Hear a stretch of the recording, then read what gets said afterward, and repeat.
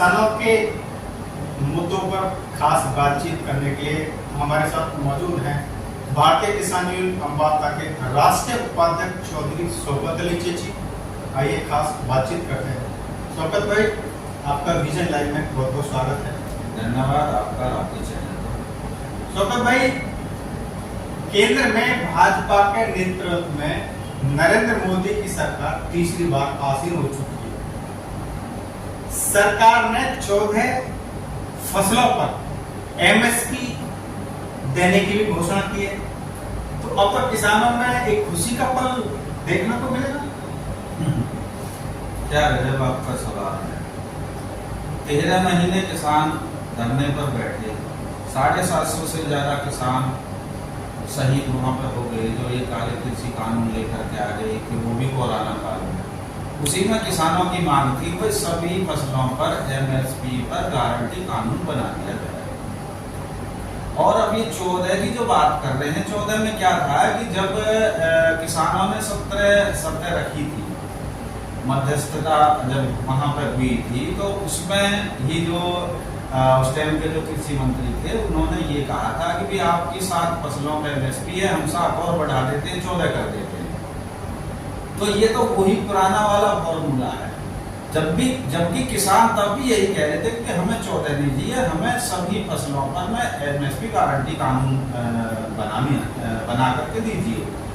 उसका जबकि लगभग जो है 86 के करीब वैरायटी है मुख्य। वैसे तो 125 के आसपास में है जो किसान पैदा करता है, लेकिन 86 के करीब थी। भाई एक सवाल सबसे बड़ा गंभीर ये है कि जब हर वस्तु जो है मार्केट में जो पैकिंग होकर के आती है, उस पर प्रिंट लग करके आता है, अन्नदाता बेचारा ही बन करके रह गया जब किसान मांग रहा है कि सभी फसलों पर एमएसपी पर गारंटी कानून बना दिया जाए। उसमें किसान जो मांग रहा है अपने माल की कीमत और लागत, मजदूरी तो किसान मांग ही नहीं रहा। तो ये जो सरकार है, ये झूठ मूठ की सरकार है।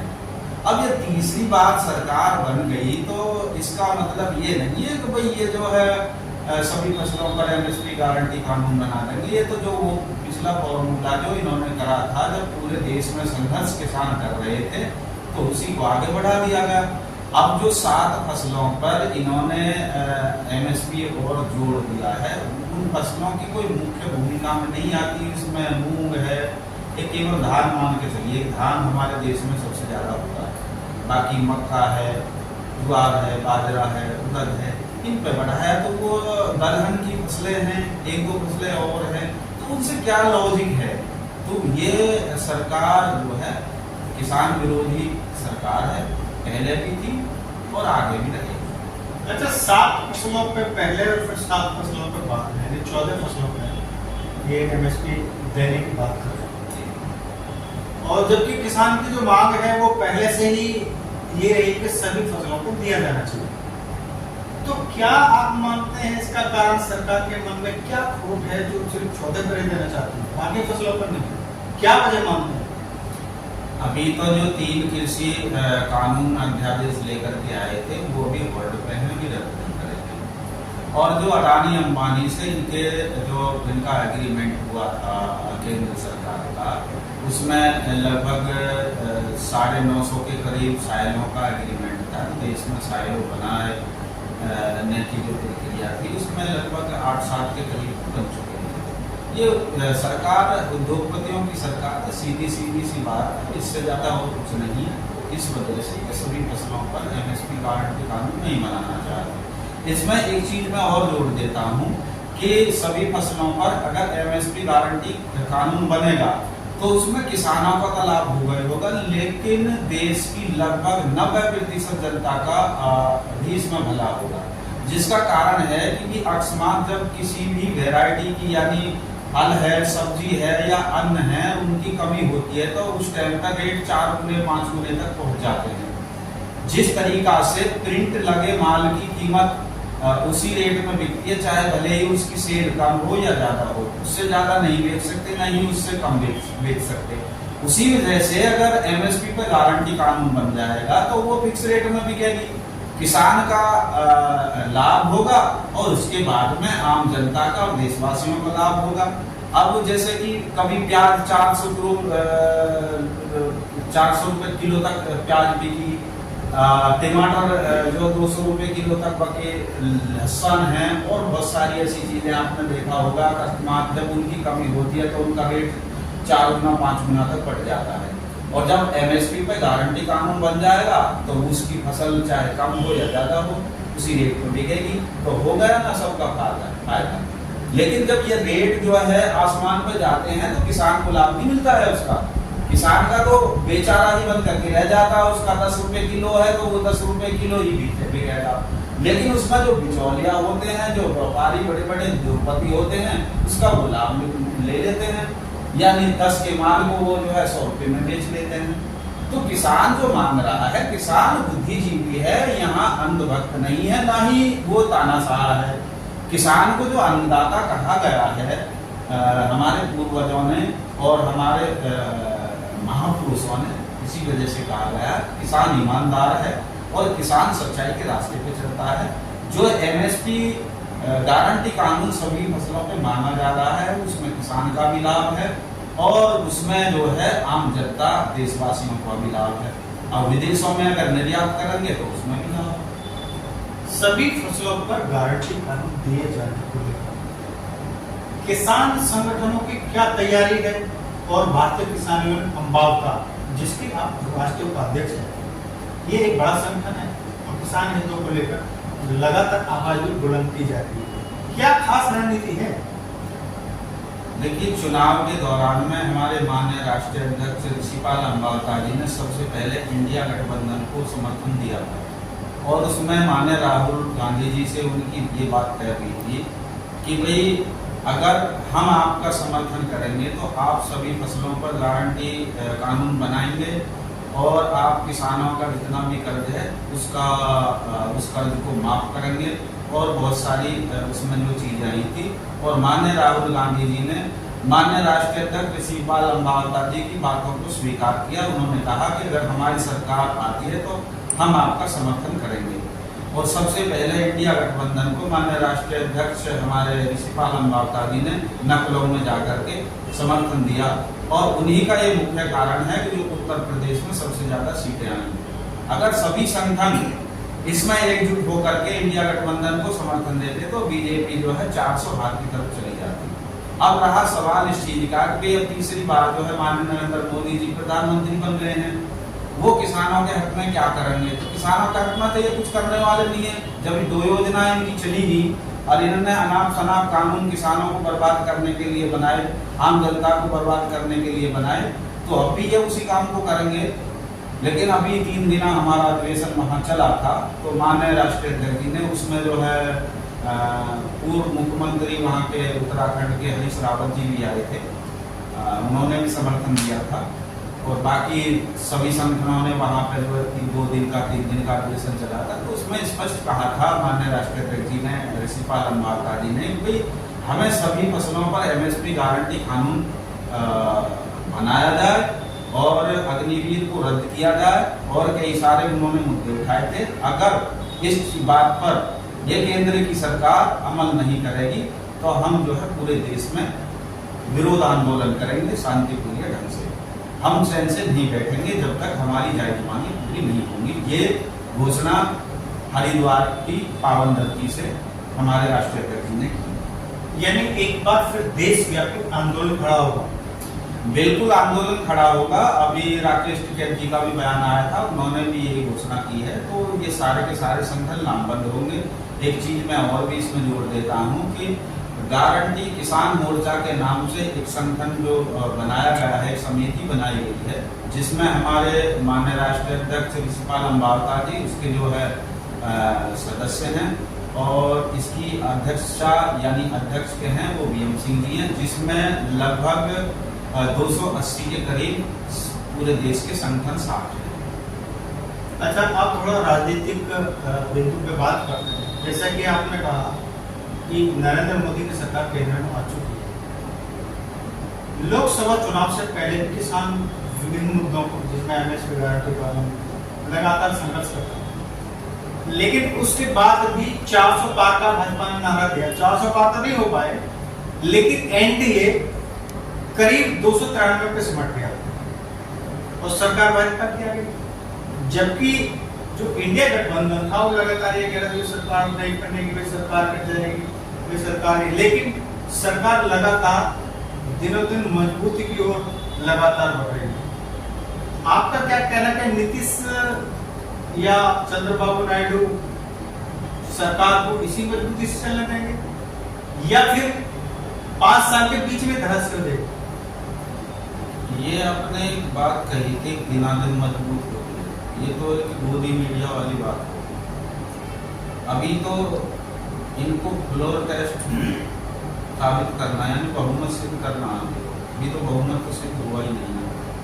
और ये सरकार जुमलों की सरकार है, अपने निजी स्वार्थ के लिए कुछ भी कर सकते हैं। लेकिन मैं नीतीश जी के बारे में और चंद्रबाबू नायडू जी के बारे में मैं ये कहूँगा कि बीजेपी की और इन दोनों पार्टियों के नेताओं की तो विचारधारा बहुत भिन्न है, तो इनका साझा तो मुझे तो नहीं लगता कि चलेगा। बाकी ये जुमलों की सरकार जरूर है, अपने मैनेजमेंट करने में ये बहुत ही अग्रसर हैं। पता नहीं कौन सा उनके ऊपर दबाव बनाया गया है कि जिस हिसाब से वो यहाँ आए हैं। बाकी आगे आने वाला समय, जहाँ तक मेरा मानना है कि चंद्रबाबू नायडू जी हों या नीतीश जी हों, इनके लिए खतरे की घंटी जरूर है जो विधानसभा के चुनाव होंगे, क्योंकि इन्होंने कहीं ना कहीं जनता को एक धोखा दिया है कि वे केंद्र में एक लंगड़ी लूली यानी बैसाखी वाली सरकार बना करके ये अपने आप को खुशी जाहिर कर रहे हैं। अब रहा सवाल इस चीज का कि भाई ये सरकार अपना कार्यकाल पूरा करेगी या नहीं करेगी। मुझे नहीं लगता कि ये सरकार अपना कार्यकाल पूरा करेगी, क्योंकि नीतीश जी हूँ मैं या फिर चंद्रबाबू नायडू जी हूँ, ये तो मौसम का रुख देख करके पलटी मार देते हैं, तो इनको तो पलटूराम कहते हैं।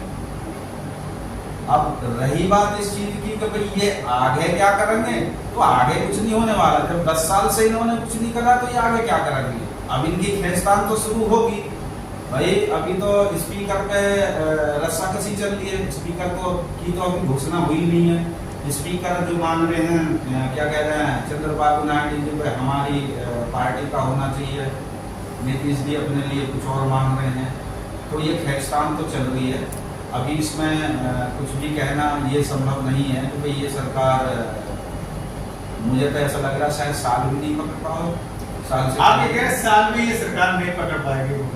तो दूसरी तरफ अभी जो बंगाल से ममता दीदी का भी बयान लगातार आ रहा था कि सरकार कुछ ही दिन चलेगी और कुछ दिन के बाद में फिर ये इंडिया गठबंधन की सरकार आएगी, तो उसका क्या अर्थ निकाला जाना चाहिए?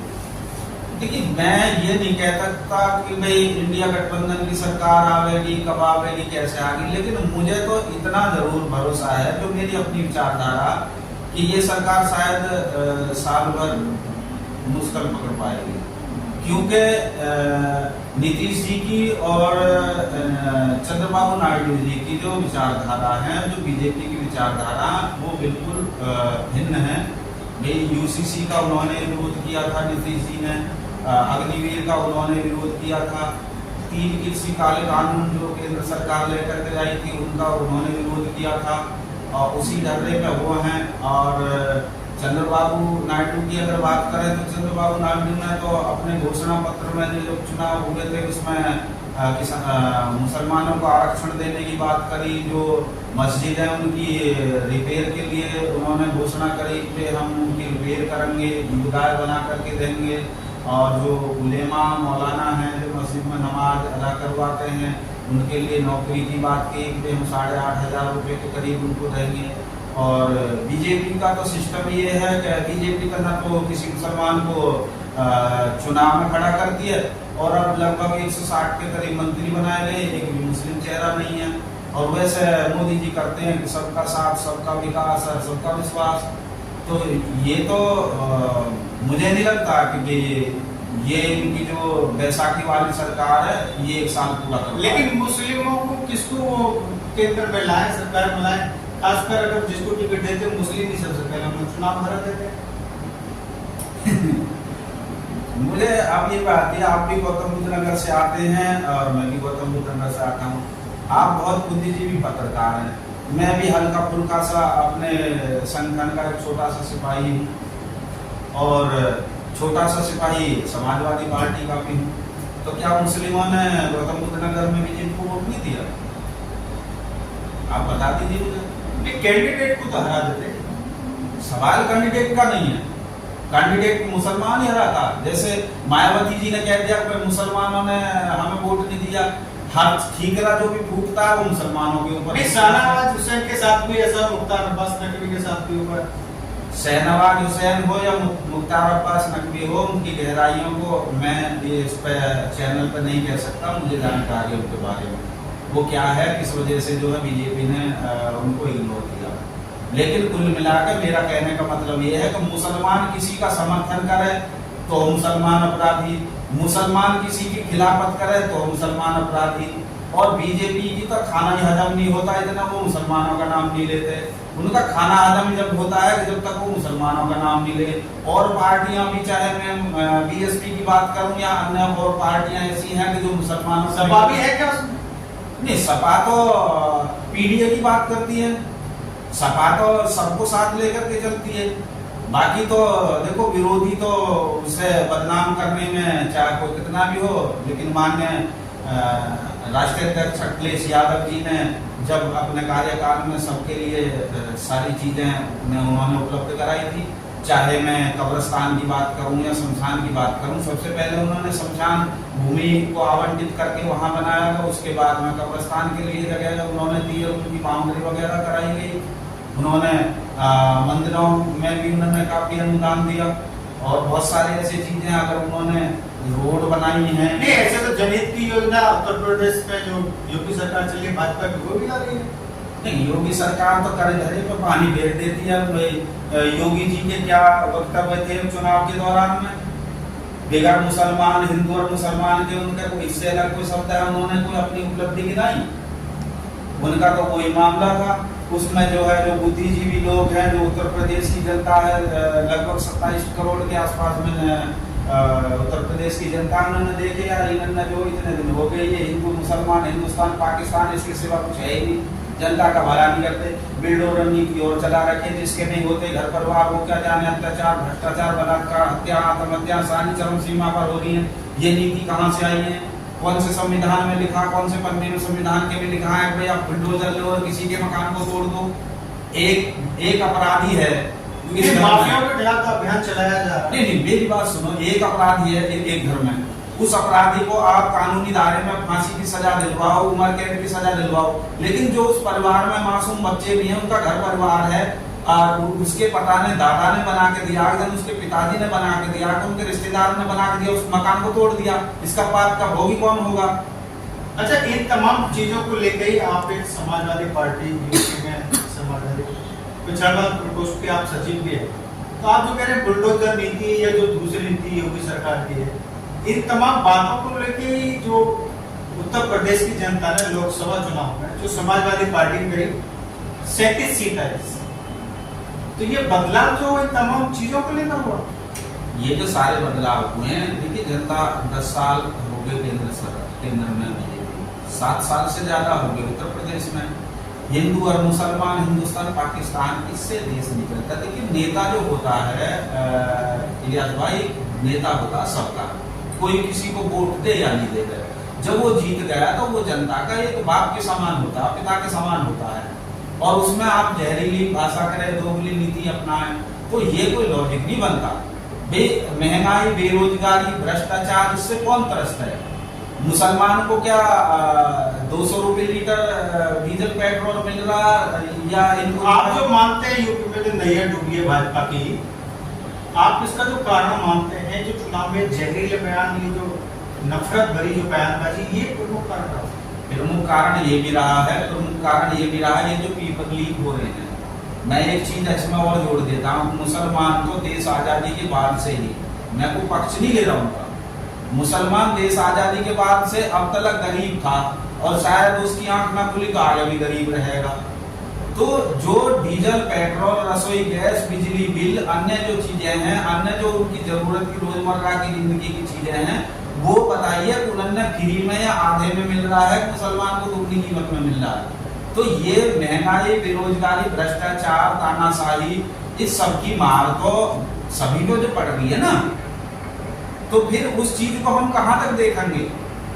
अब ये जो बयान जो चुनाव के दौरान में दिए गए थे, थोड़ा सा जो है इंडिया गठबंधन ने या विपक्ष ने ये लापरवाही कर दी। अगर 3 महीने पहले और ये चुनाव मैदान में आ जाते तो बीजेपी 100 का आंकड़ा भी नहीं पार कर पाती, जो इनका हाँ 100 का आंकड़ा पार नहीं कर पाते, क्योंकि इनने शायद, मैं तो यही कहूंगा, शायद भांग की गोली खा के नशे में वो नशा उतरा, आचार संहिता के टाइम पे ये चुनाव लड़ने के लिए खड़े हुए। 3 महीने पहले भी अगर ये खड़े हो जाए तो 100 सीट नहीं आ पाती बीजेपी।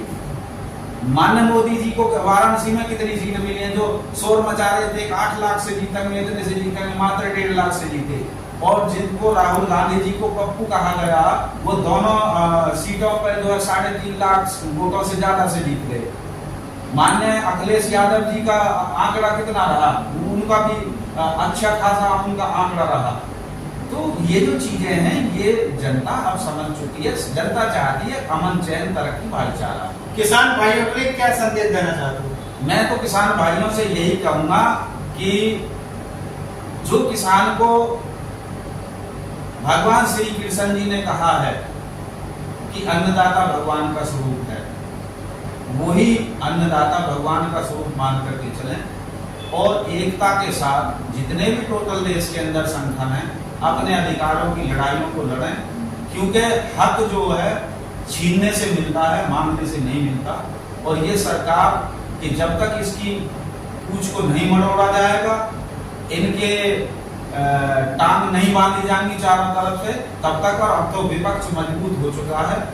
अब जो है अगर किसान भाई जितने भी हमारे राष्ट्रीय अध्यक्ष हैं किसान संगठनों के, जितने भी टोटल देश के किसान हैं, जितनी भी हमारी जायज मांगे हैं, चाहे वो एमएसपी का मामला मुख्य मुद्दा है, चाहे डीएपी है, यूरिया है, खाद है, कीटनाशक दवाई है, खरपतवार नाशक दवाई है, जितनी भी चीजें हैं, बीज है, और बिजली का मामला है, जो वादा किया था माननीय नरेंद्र मोदी जी ने कि हम 14 दिन में गन्ने का पेमेंट करेंगे और बिजली के मीटर के फ्री, कोई मीटर नहीं लगेगा, तो एलों पर फ्री किसानों को बिजली दी जाएगी। तो किसान से बड़ा तो कोई धनवान कह दें या उसको जो है पुण्यकारी कह दें, है ही नहीं। तो कुल मिलाकर मेरी तो यही अपील है सभी किसान भाइयों से कि एकजुट होकर के अपनी मानवता के तौर पर, गांधीवादी तौर से अपनी लड़ाई को मजबूती के साथ उठाएं, तभी हमें अधिकार मिलेगा। वरना तो ऐसे ही तो मिलने वाला नहीं है कि केवल कोई विपक्ष ही लड़ेगा। अब तो विपक्ष ही मजबूत है। जब विपक्ष मजबूत होता है, किसानों का जब धकेला लगेगा, तो ये सरकार जो है बैकफुट पर आएगी। या तो ये 5 साल पूरा करेगी, पूरा 5 साल तभी कर पाएगी जब ये किसानों के मुद्दे को, गरीबों के मुद्दे को उठाएगी। ये पेपर लीक वाला मैटर इतना बड़ा उछल गया है, इसमें ज्यादातर तो किसान के ही बेटे हैं जिनके पेपर लीक हुए, कर्ज में, पानी में, कैसे कैसे करके वो वहां तक पहुंचते हैं, 1 मिनट में पेपर लीक कर देते हैं। मेरी समझ में ये नहीं आता कि चाहे मोदी मीडिया हो या भाजपा वाले हो, विदेशों की कई 1000 किलोमीटर दूर तक तो इनको मालूम हो जाता है कि वहाँ क्या हो रहा है, लेकिन अपने ही देश में ये नहीं पता होता कि पेपर लीक कैसे हो गया, अपराध कैसे हो गया, किसानों पे कर्ज क्यों बढ़ रहा है, किसान आत्महत्या क्यों कर रहे हैं। देश के अंदर लगभग 9,500 के करीब हर साल बेरोजगार युवा आत्महत्या कर लेता है। लगभग 12,000 के करीब साल में किसान आत्महत्या कर रहा है, अपनी जायज मांग नहीं मिलने के कारण, उसके अधिकार नहीं मिलने के कारण। विजय लाल से बात करने के लिए आपका बहुत धन्यवाद आपका, आपके चैनल का। आशा करता हूँ आपका चैनल सच्चाई को उठाता रहे। खासकर मैं आपसे अपील करूंगा, किसानों गरीबों के मुद्दे पर फोकस तो आप रखते हैं लेकिन ज्यादातर रखें, नेताओं से दूरी बनाएं, अच्छे लोगों से बात। ये थे 2400 चेची जो कि राष्ट्रीय उपाध्यक्ष भारतीय किसान यूनियन हम करते हैं। इनका साफ कहना है कि सरकार 14 फसलों पर एमएसपी गारंटी कानून का देने का आश्वासन दे रही है, लेकिन 14 से काम में चलेगा, सभी फसलों पर गारंटी कानून दिया जाना चाहिए। इसके लिए यदि सरकार ऐसा नहीं करती है कि मांग नहीं मानती है तो जल्दी ही देशव्यापी आंदोलन खड़ा किया जाएगा।